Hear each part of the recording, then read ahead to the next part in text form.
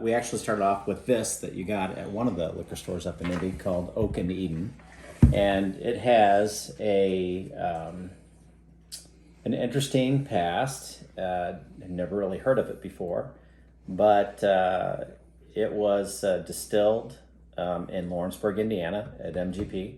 So usually most everything from there is pretty good.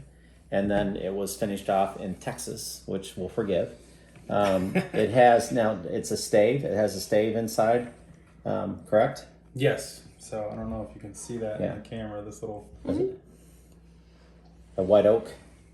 It is Probably charred. actually. What do they got in there? It is fired French oak. Fired French oak.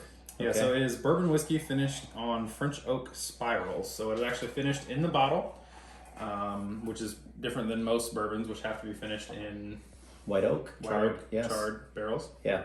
Yeah. So technically, this would not be a bourbon. This would be a whiskey. Yes. Correct. It's a whiskey. Yes, it's a whiskey. So this is a finished whiskey, not a bourbon.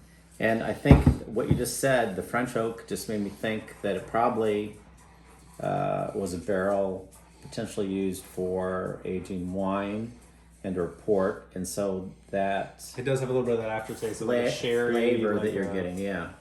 So I don't know if this actually works, but we kind of ranked it earlier.